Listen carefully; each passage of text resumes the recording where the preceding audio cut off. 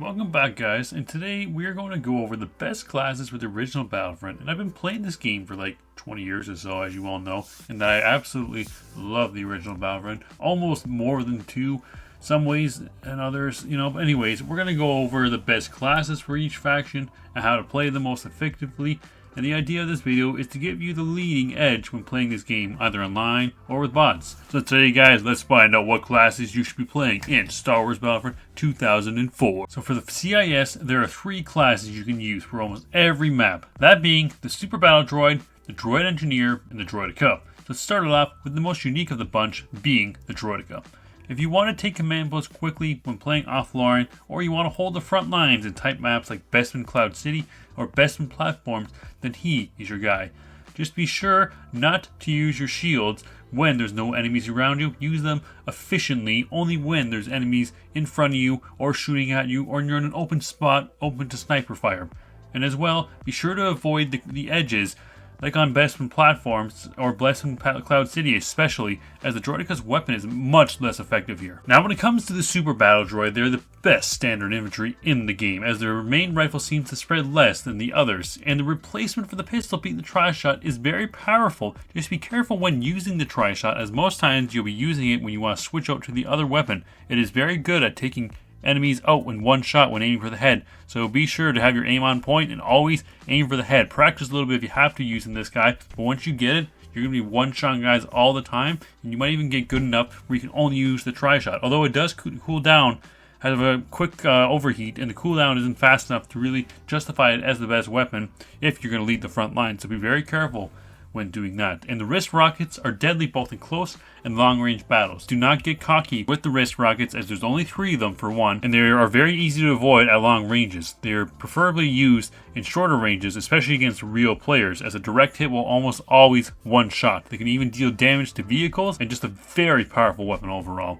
Just be careful with the Super Battle Droid, and even though he is the best infantry in the game, does not mean you can be cocky with him, because if you get too cocky, you'll get killed. And finally, we have the Droid Engineer. His radiation blaster is effective at short ranges and has a great spread, dealing heavy and quick damage to clones. It is great in a 1v1 online, as it is quick and does not require you to aim too precisely when in stressful situations, as the splash damage seems to be the best in the game.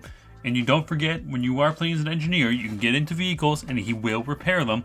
And you even have health and ammo packs to help yourself if you're going leading the front lines, or to assist other players. Speaking of the Clone Wars, your best clone units will be the Jetpack Trooper, Engineer, and Sniper. And let's start off with the Jetpack Trooper. He is great for taking early command posts, and his jetpack can get you to them faster, obviously, and he can get to command posts on a higher plane, like on Bespin Cloud City, for example. It can even flank the enemy lines if you are skilled enough, and having no fall damage and 6 thermal detonators makes him powerful from almost any angle.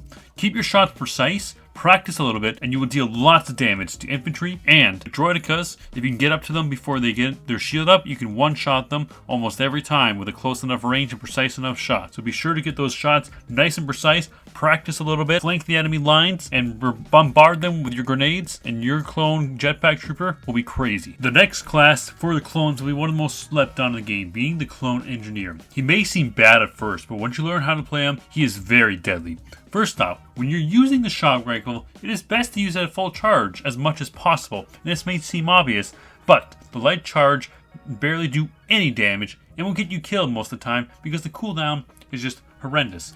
So you're best off using them at full charge, because they can chain to different droids when there's a group of them, and they will likely finish off the first droid that you hit with. And second of all, you only ever want to use the light charge when a droid is at low health and you just want to go for the finishing blow. Or you can switch to the pistol, either or work. And the Clone Engineer is best used on maps with close quarters combats, like Jabba's Palace, Bespin Cloud City, and Bespin Platforms, and Renvar Citadel. Even Renvar Harbor if you are deciding to go into the ice cave. And again, do not forget, engineers in this game can repair any vehicle they're in when riding in them. The next best class in the game for the clones would be the Clone Sniper. And for one reason, that's because they're great at taking down droidekas, particularly the droideka shield, and even when the droideka is out in the open in the rolling ball form, they're great at doing that as well. When the droideka is out in the open, you were able to take down the shield with ease, as the droideka's blasters have such a short range that it's likely they're not going to be able to reach you. And if other infantry can reach you, you can change position, and the droideka will still stay on the open as they're not fast enough to outskill or outspeed a skilled clone sniper. And when using the clone sniper, be sure to always aim for the head. Regardless of what sniper you are, this rule does apply. But you want to always aim for the head because it will more than likely be a one-shot kill. So therefore, using the clone sniper on maps like Kashyyyk Docks, Bespin Cloud City, Yavin 4 Temple, even Yavin 4 Arena, and even Tatooine Mos Eisley, it is very powerful. Aim for the head, take down those droidekas, and use those recon droids early on in games, and you will have a great class, potentially one of the best in the game. But now moving on to the Galactic Civil Wars, we're going to start off with the Rebels, and the best class being the Sniper and the Wookiee. We're going to start off with the Sniper once again. They have the double zoom over the clones and the Empire. And although troops with the double zooms are technically less powerful as compared to the ones with the one zoom, it will not make a difference if you aim for the head. But beware, as the hit detection on the Imperial troops is not as it seems. You have to aim a bit closer to the eyes on the helmet. If you aim for their top of the head, like the rest of the factions, your shot will likely miss. But once you get the hang of it, you will be mowing down Imperial troops. The Wookiee is a fine class. Their huge health pool is great for taking command posts, and their grenade launcher is great for providing covering fire deep into enemy lines, as they do not explode on impact regardless if they are charged or not. Their bowcaster is not very effective though, and the charge almost makes it worse, and the cooldown between shots just takes too long to be effective, so do not use it unless you are desperate. The best thing that the Wookiees have is destroying the shield bunker on Endor, as their time bombs are great for that, but have not much other use, as they do have a slow movement speed, the Wookiees I mean, so getting out of a tight situation may be difficult. It is the best avoiding the time bomb and only using it to destroy the shield bunker. And to finish it off with everyone's favorite faction in all of Star Wars Battlefront being the Empire, they have two classes worth mentioning, the Dark Trooper and their Engineer. Let's start it off with the Dark Trooper. His fast jetpack makes up for the lack of running in this game.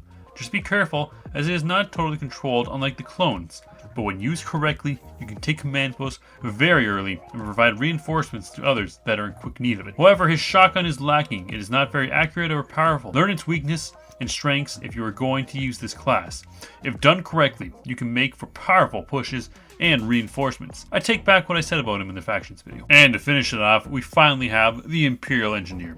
Similar to the Droid Engineer, he uses a grenade launcher as his primary weapon, although I find the splash radius is less effective than the droids, and regardless of that, it is still very strong, especially in a one-to-one battle with others.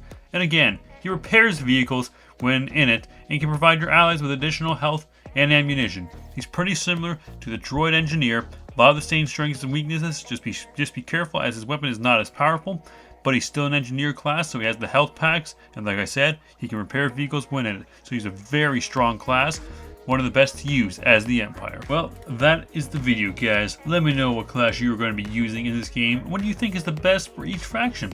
I would love to hear it, and see you in the next video, guys.